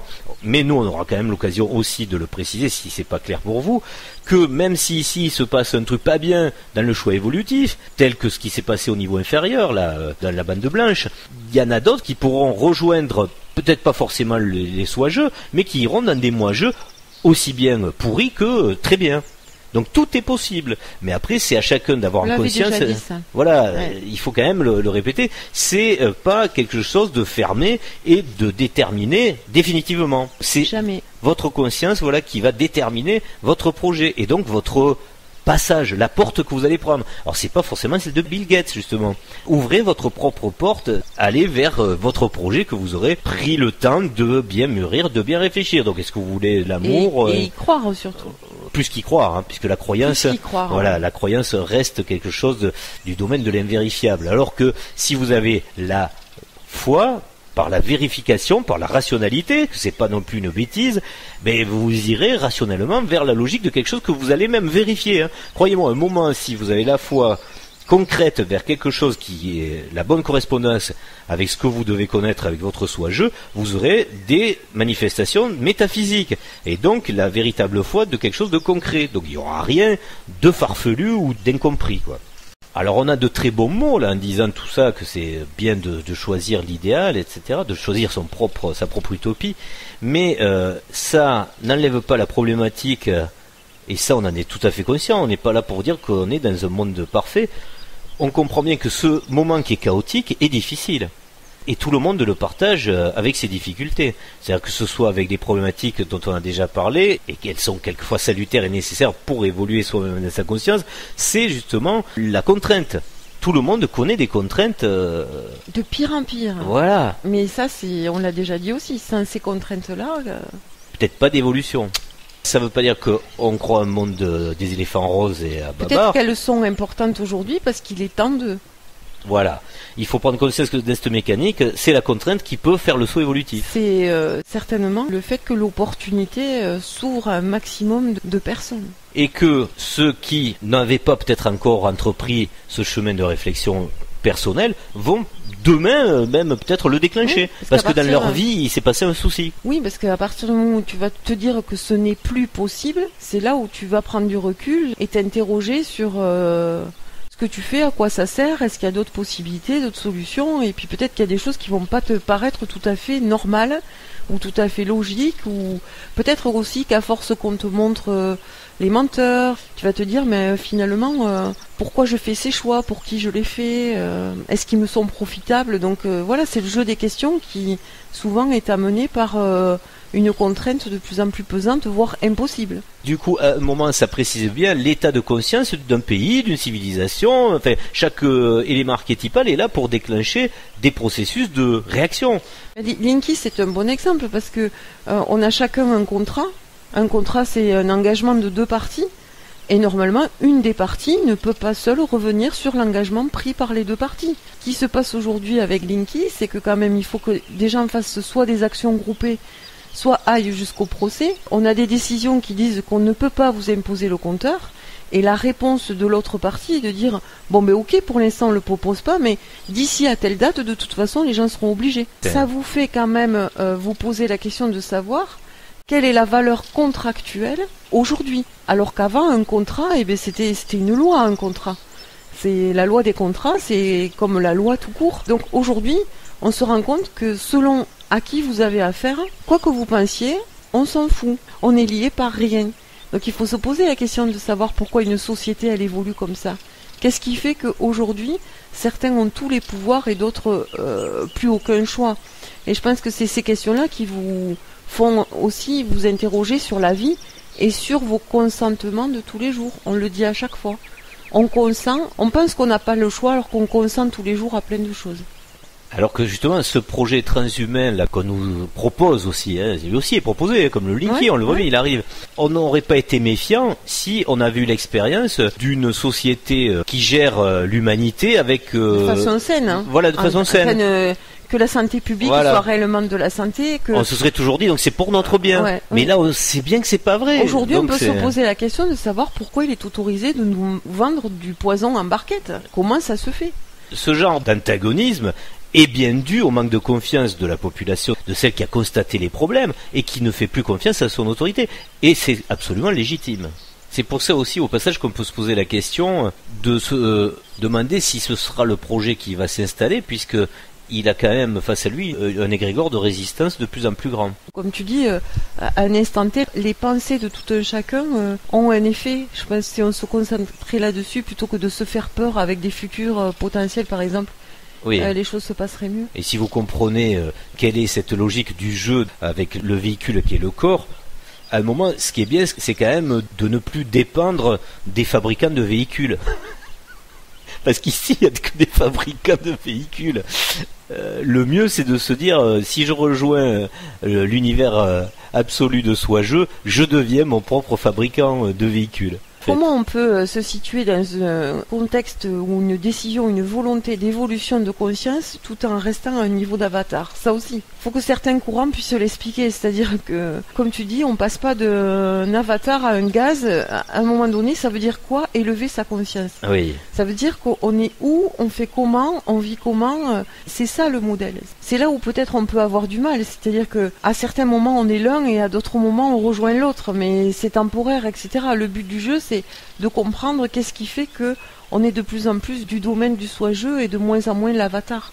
Et si on le rappelle encore une fois, par rapport aux nombreuses règles qui font que le logiciel évolue et se met en place constamment en fonction de ce qu'on fait dans la matrice, si ce qui nous est promis comme avenir est proportionnel à nos actions par rapport aux espèces qui nous sont inférieures dans l'ordre de la conscience, on est bien mal. Ouais. Quelle est notre humanité en nous comportant comme on se comporte aujourd'hui vis-à-vis de ce rang inférieur? Et si on parle de conscience et d'élévation de conscience, on est super pas haut. Hein.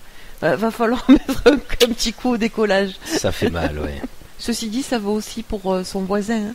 Mais retour vers le soi-je, ça veut pas dire ici on s'en détache et on s'en fout. Ah oui. Ça, il faut constamment le dire parce que c'est le but du jeu aussi de la sortie de la matrice. Ici, c'est le terrain de jeu de la résolution.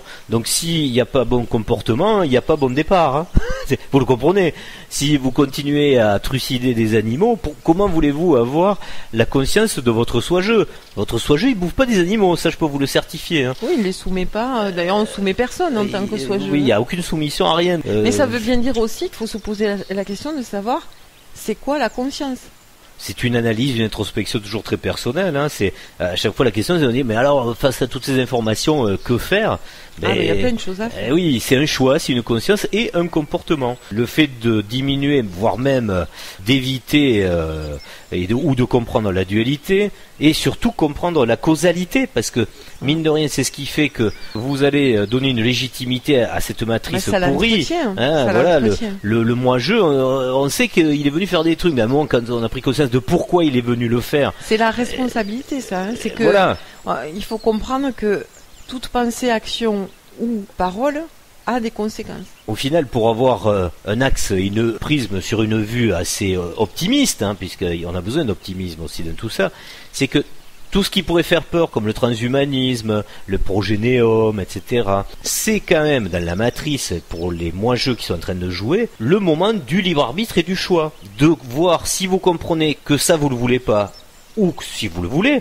Et si vous le voulez pas, donc qu'est-ce que vous allez faire? Quelque part, ça arrive à point nommé, et c'est bien une preuve qu'on est au tournant et dans le grand virage des directions différentes. C'est le cycle qui le veut, donc choisissez avec votre libre arbitre qu'est-ce que vous voulez devenir, qu'est-ce que vous voulez nourrir. C'est votre projet, chacun doit avoir le sien. Mais par honnêteté intellectuelle, c'est bien d'élargir votre conscience en ne restant pas toujours dans la même chapelle.